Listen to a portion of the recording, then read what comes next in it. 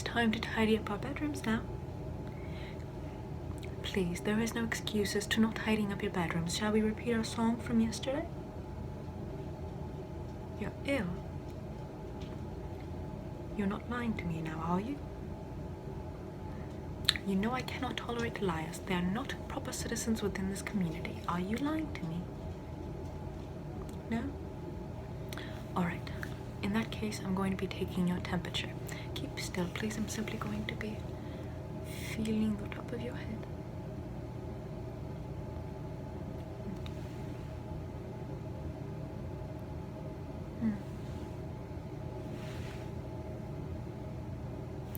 Oh my goodness, you do seem a bit warm. Here, let me simply... Ooh, where's my pen? Yeah. Found my pen. Please open your mouth so that way I can check and see if the inside of your mouth is a little more pink than I want it to be. Say ah. Okay, a little wider, please. Thank you. Oh, cherry.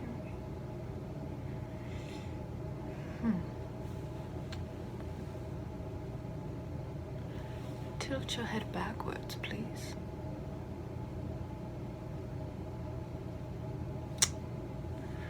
Ooh, it does seem a bit pinker than usual, or redder than usual, rather.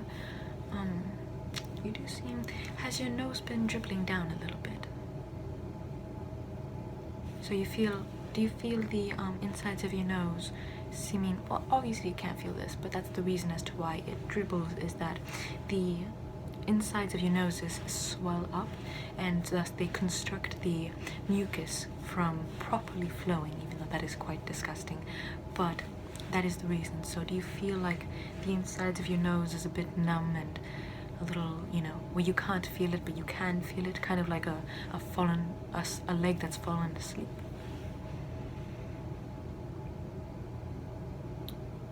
Okay. And you say you're feeling ill. What are you feeling right now?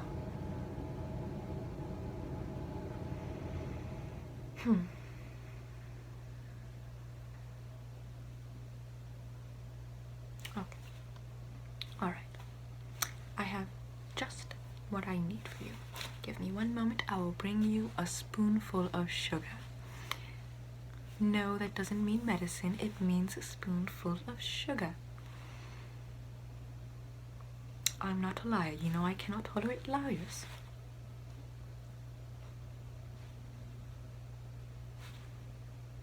Fine then. I will not bring you your spoonful of sugar. But in that case, I'll simply read you a bedtime story and you will go straight to bed, so that way you can get the rest that you need in order to beat this illness. Now, what story shall I read you? Shall I read you some Charles Dickens, or perhaps some Moby Dick?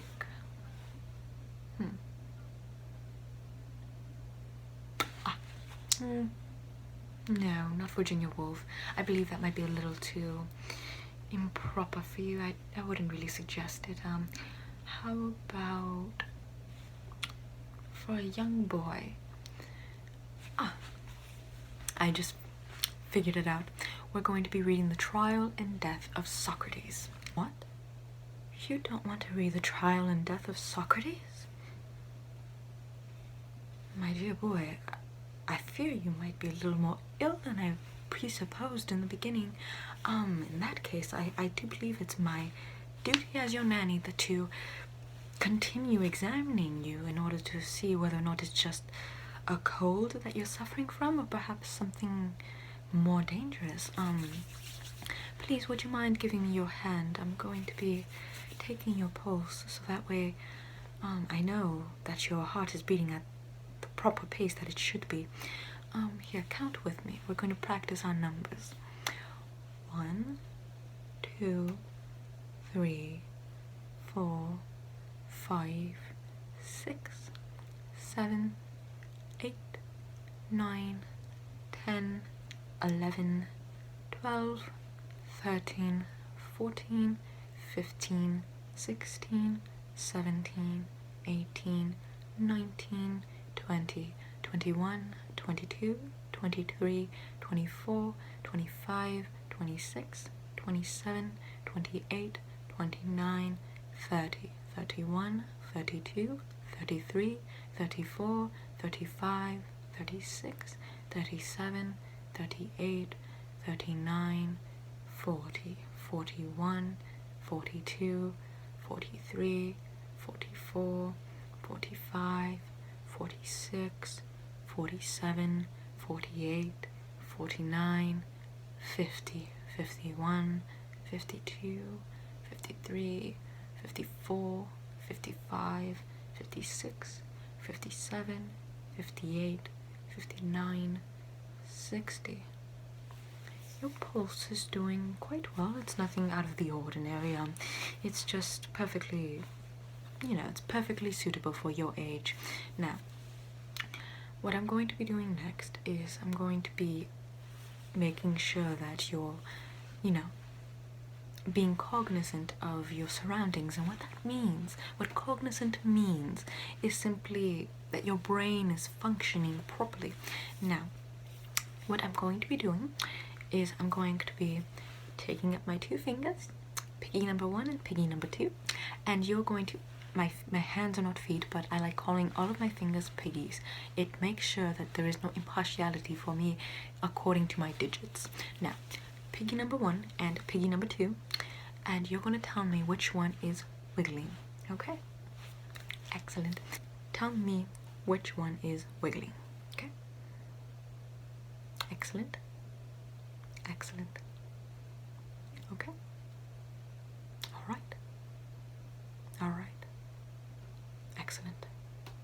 Mm-hmm. Mm-hmm. All right. Mm-hmm. Mm-hmm. All right. You're doing excellent. I'm starting to lose my worries in you.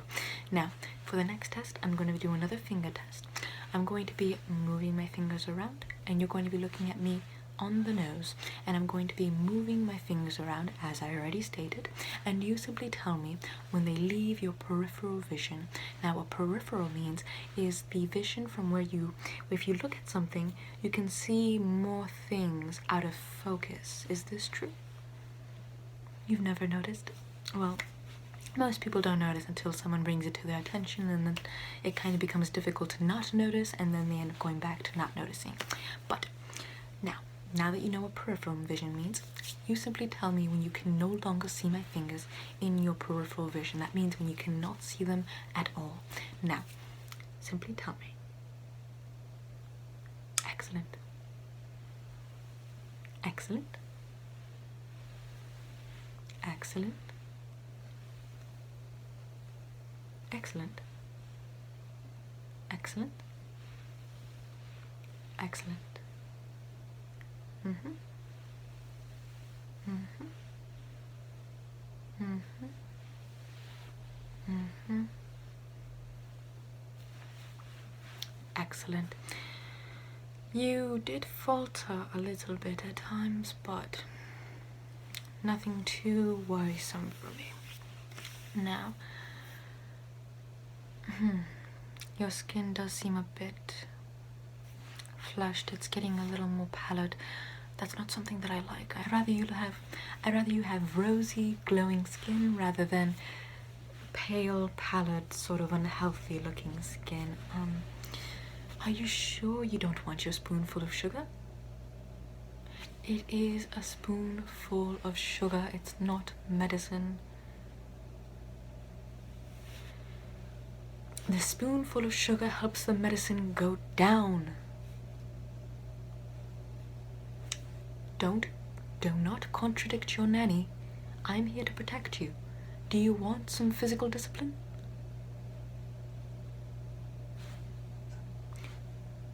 What do you mean you'll call the police on me?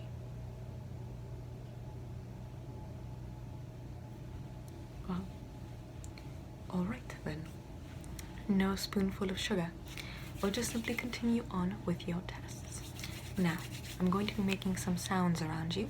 You simply tell me if you can hear them. If you can hear them, excellent. If you can't, then simply tell me, and then I'll start worrying even more. Now, Did you hear that? Okay. Can you hear this? Okay. Can you hear that? Did you hear that? Excellent. Now, let me get a book.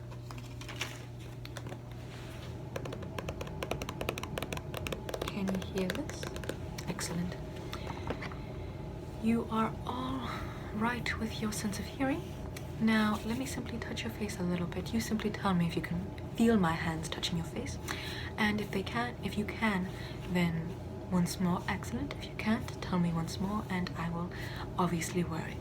Now, you tell me when my fingers reach your face.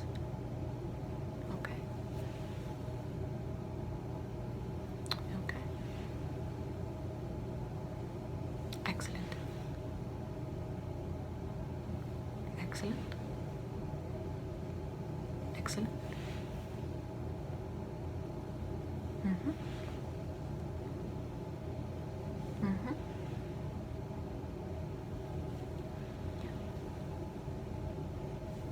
Yes. All right.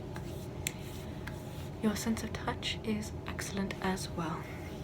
Now, for your sense of smell, I know it's probably not going to be all that great considering how you are having some difficulties breathing as it is, considering how your nose is a bit numb at the moment, considering how that is what you told me. Now, due to that fact, I want to test how well you're smelling. So if you're not smelling all that well, then I'll simply chalk it up as you having a cold, alright? Okay, excellent. Now, I'm simply going to be spraying 3 bottles 2 times, and you tell me if you can smell it. If you can't, then tell me. I'll simply make a mental note of it. If you can, tell me, and I'll start believing that you're not all that ill. Alright? Excellent. Now, once, twice. Can you smell it? No. Alright. What about this bottle? It's a little more potent than the last. I sprayed it in my eye. This is not supercalifragilisticexpialidocious.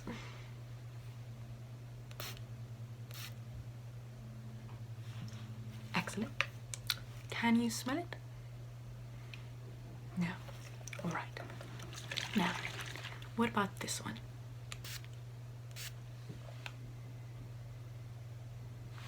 Can you smell it? No. Right. What about this? It's a little more potent than the last bottle.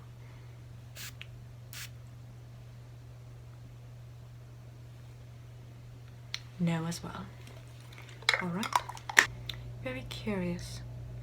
I do believe you are in fact sick, and if that is the case, you should stay in bed as I did say and get some rest. Now, before you do, I wanted to simply test out your sense of taste. Now, for your sense of taste, I'm going to be requiring you to take a spoonful of sugar. Listen, you brat, if you don't take that spoonful of sugar, I will shove it down your throat. Do you understand me? I will shove the spoonful of sugar down your throat. Call the cops. I'll shove spoonfuls of sugar down their throats. Don't test me. I came down flying on an umbrella. Excellent. That is so supercalifragilisticexpialidocious. I'm going to be getting your spoonful of sugar now. Give me 1 moment. Stay in bed. Do not move. Alright?